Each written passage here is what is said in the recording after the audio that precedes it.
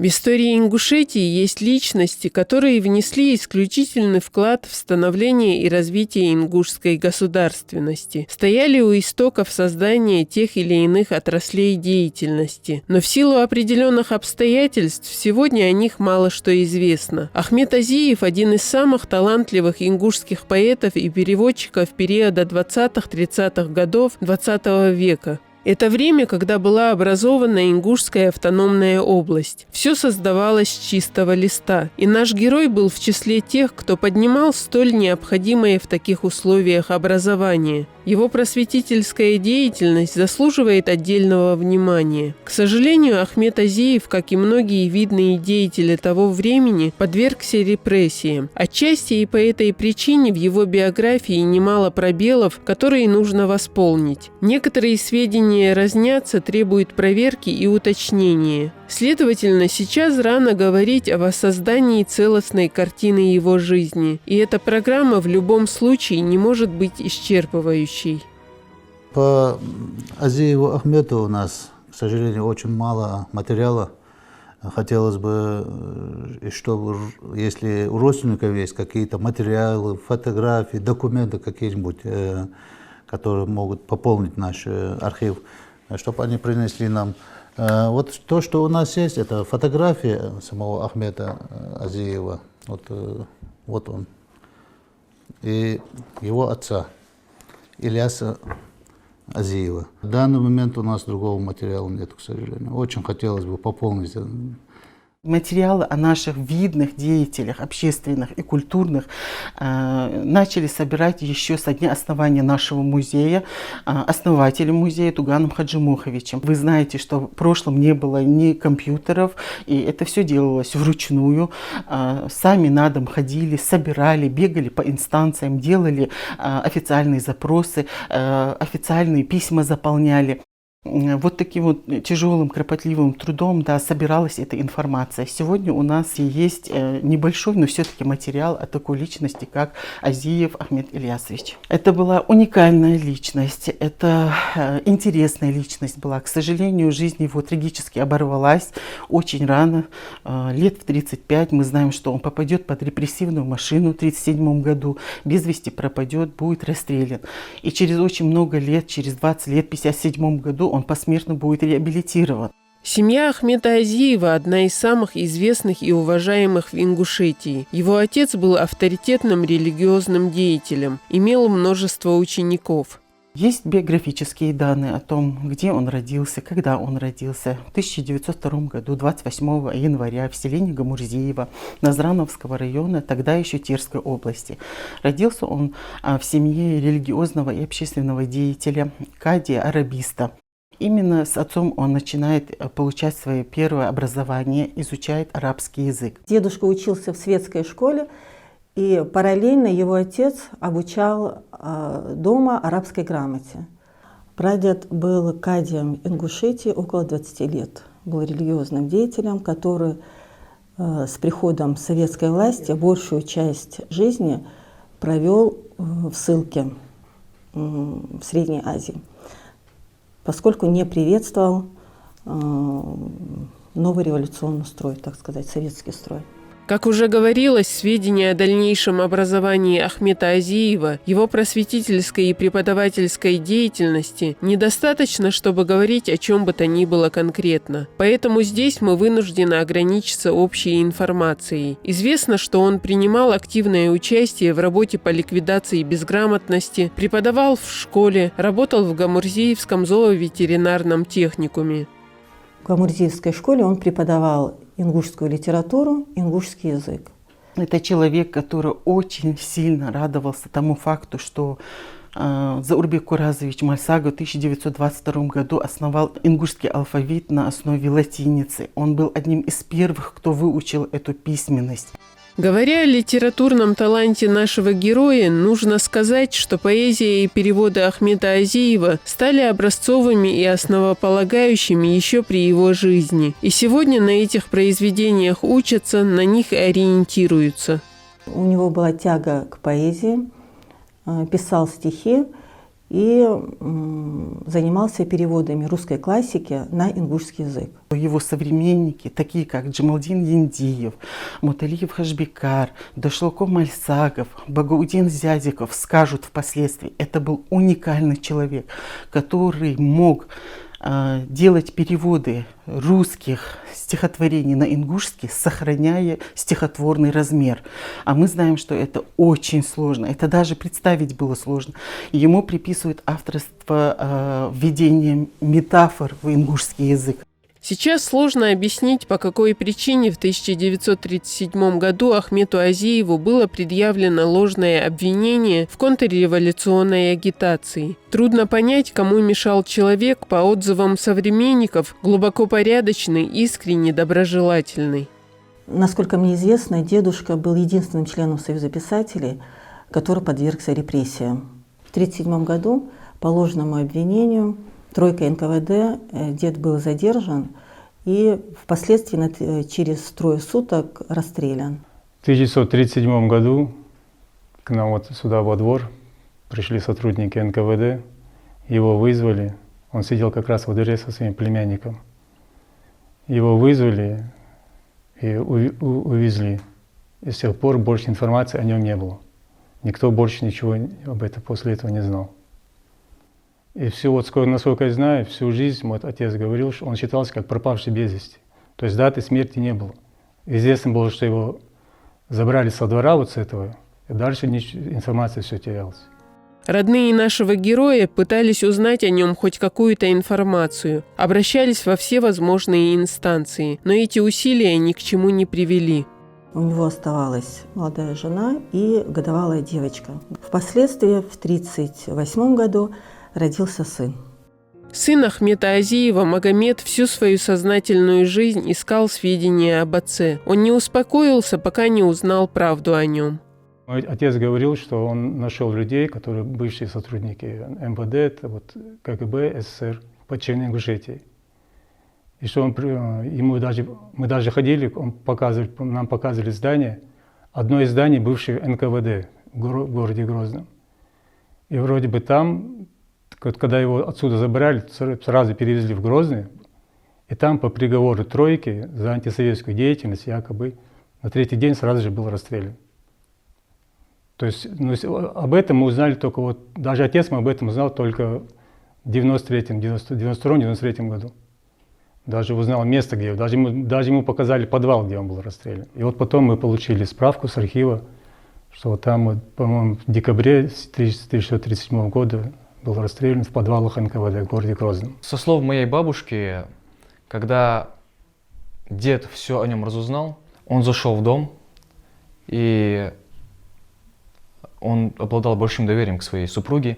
Она у него спросила: «Расскажи мне, я никому ничего не расскажу». Он повернулся к ней и сказал 3 слова: «Вам это не надо». И ничего не сказал, унес с собой эту могилу.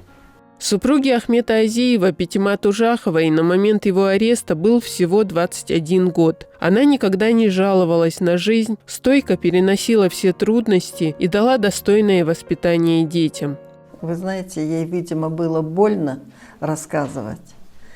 И она ничего не рассказывала, абсолютно. За мужа она не рассказывала. Она умерла в январе месяце 2000 году. Ей было 83 года. А по характеру вот какая она была, помните? Очень мягкая, хорошая, спокойная. Магомед Азиев прожил после смерти матери недолго. Он ушел из жизни в 2001 году. Магомед внес значительный вклад в образование и культуру, в дело сохранения архитектурного наследия Ингушетии. Как и свой отец, он оставил светлые воспоминания у всех, кто его знал. Мой отец закончил филологический факультет в городе Черно-Ингушский государственный университет. Был преподавателем русского языка и литературы. Он даже вот здесь, вот в геомагической школе, 2-3 года работал преподавателем русского языка и литературы. Работал корреспондентом в одной из газет Черно-Ингушетии. Затем он работал в музее краеведения в городе Грозном. В 1982 году он был заместителем председателя Всероссийского общества охраны памятника истории и культуры Черно-Ингушетии. до 92 года. Все время занимался вот памятником реставрации, вот, башни, музеи, краеведение, все, что связано с этим. В 1992 году, когда Республика Ингушетия образовалась, его вот пригласили в город Назрань возглавить отдел памятников истории и культуры. Он возглавлял этот отдел где-то 9 лет. Вот эту книгу он готовил с 80-х годов, около 10 лет. Но выпустить ее смог только после развала Советского Союза в 1995 году. С родными Ахмета Азиева мы встретились в его доме в Гамурзиево. Конечно, от былых построек ничего не осталось, но это тот самый двор, в котором он жил и откуда его забрали в 1937 году. Вот в этом дворе жил мой дед Ахмет Азиев. Где-то примерно вот в этом месте стоял старый дом до выселения, то, что было. Но сейчас он, к сожалению, уже не сохранился. Примерно вот здесь он стоял. Все, кто интересуется творчеством Ахмета Азиева, могут посетить Национальную библиотеку республики. Здесь имеются многие издания, включающие его стихи и переводы. В истории ингушского народа есть имена, которые никогда не забудутся, и Ахмет Ильясович Азиев – один из таких людей. Он прожил недолгую жизнь. Его расстреляли, из-за этого он не успел в полной мере раскрыть свой талант.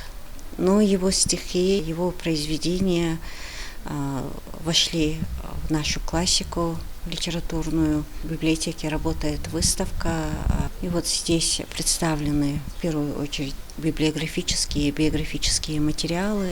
Известно, что есть 2 личных сборника произведений Ахмета Азиева: «Илеш» песни и «Бясти Качай» «Весна пришла». В общем доступе в основном имеется 2-й.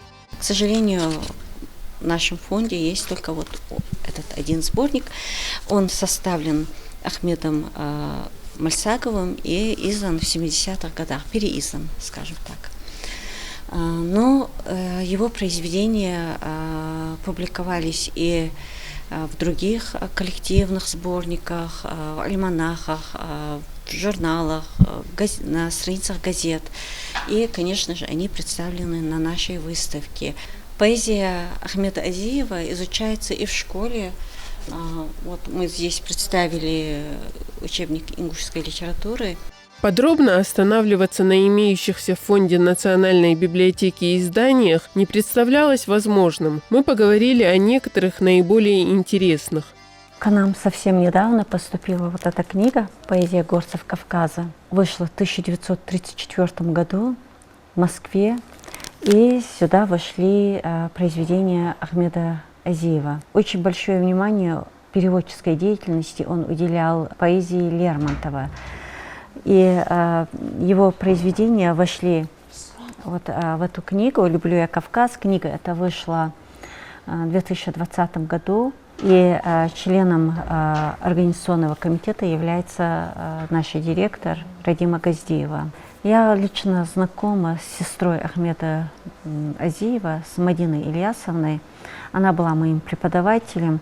Мадина Ильясовна преподавала нам русскую литературу XIX века. Мы так поняли, что ее любимым поэтом был Михаил Юрьевич Лермонтов. Потом, уже глубже узнав творчество ее брата, я поняла, почему, оказывается, Ахмет тоже очень любил Лермонтова. Творчество Ахмета Азиева сегодня пристально изучается и исследуется учеными. Литературоведы, как правило, дают очень высокую оценку его поэтическому таланту и мастерству переводчика. Литературовед Хаваж Накастоев в своей книге «Мысли об ингушской литературе» уделил особое место переводам Азиева Ахмета. И его большая статья «Азиев Ахмада Таржимыш», он детально разбирает его переводы. Главная библиотека республики делает все возможное для того, чтобы творчество Ахмета Азиева было известно и доступно читателям. Для желающих развивать и совершенствовать знания родного языка, его стихи и переводы имеют первостепенное значение. Каждый юбилейный год Ахмета Азиева в Национальной библиотеке проводились крупные мероприятия, посвященные его творчеству, его жизни. Мы делаем большие, развернутые книжные, документальные, книжные, иллюстративные выставки, инсталляции. Мы очень ценим его творческое наследие на всех уровнях, рассказываем о его творчестве. И нужно сказать, что его стихи, как и сама его жизнь, получают большой отклик в сердцах наших читателей. Школа в Гамурзиево, в которой когда-то преподавал Ахмед Азиев, находится рядом с его домом. До недавнего времени здесь все оставалось практически неизменным, но провели ремонт, и современный вид здания уже отличается от прежнего. Сегодня это начальная общеобразовательная школа номер 16 города Назрань. Наша школа – одна из самых первых школ этой республики. Она построена в 1926 году. Что связано вот с нашей школой? Они жили по соседству, он наш односельчанин. Они были двоюродными братьями вместе с нашим известным поэтом Салманом Азиевым. Большую часть времени они проводили вместе. Руководство и преподавательский состав школы с трепетом относятся к родной истории, стараются передать детям знания, которых нет в книгах. Это память о лучших представителях нашего народа, воспоминания тех, кто знал их лично. Среди сотрудников школы много коренных жителей, чьи родители, дедушки и бабушки знали Ахмета Азиева. Так как школа начальная, и у нас нет в программе, не включены, к сожалению, стихотворения Ахмеда Азиева, мы проводим классные часы, открытые мероприятия, так как он наш односельчанин, чтобы наши дети знали историю своего села.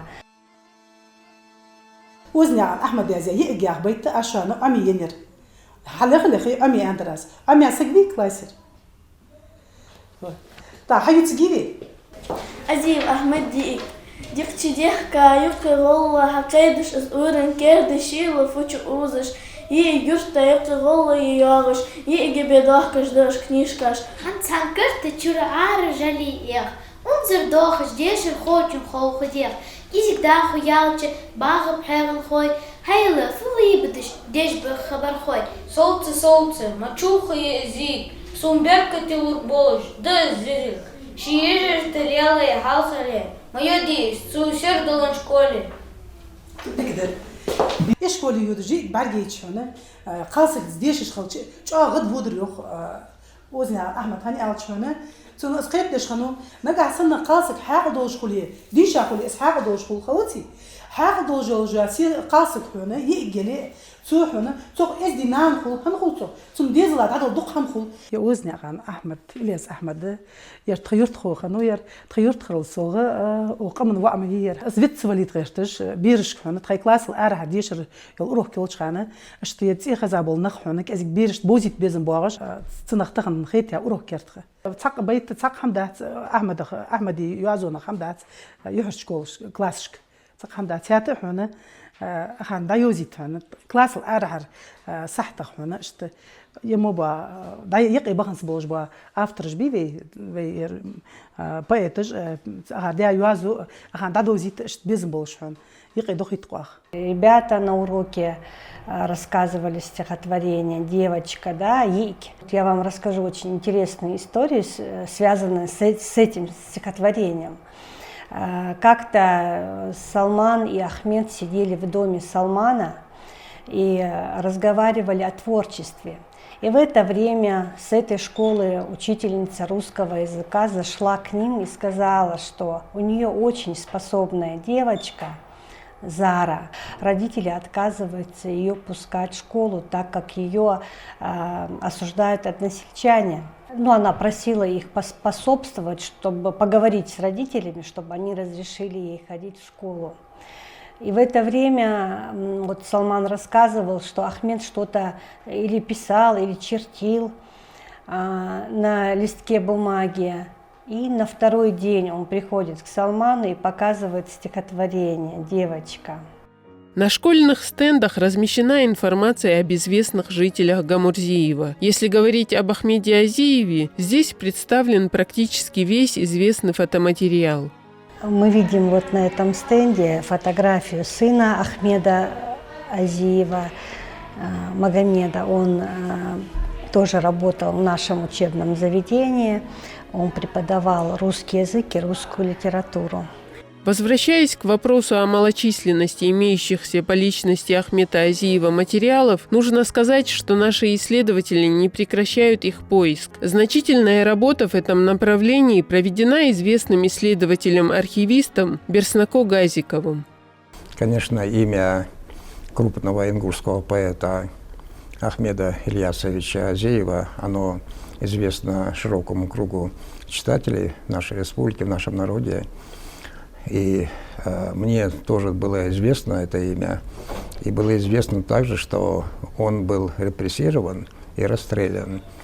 И поэтому, когда мы искали материалы, связанные с писателями с ингушскими, мы планировали находить материалы с ним связанные. Когда мы работали в Российском государственном архиве литературы и искусства, и там есть личные дела писателей ингушей, которые состояли членами Союза писателей СССР. И вот там действительно нашлось, небольшая, там несколько 5 листов, анкета, документы, связанные с его именем. Но они касаются 1950, вот здесь 59 год. Вот, они связаны с тем, чтобы, учитывая, что он был реабилитирован к этому времени, подавали, обращение в Союз писателей СССР, чтобы восстановить его как члена Союза писателей СССР. И он был восстановлен. Здесь в документе указано, что он состоял членом Союза писателей СССР с 1934 года. И вот есть сборник 1933 года. Сборник, вот здесь автор Мальсагов, Варсхо.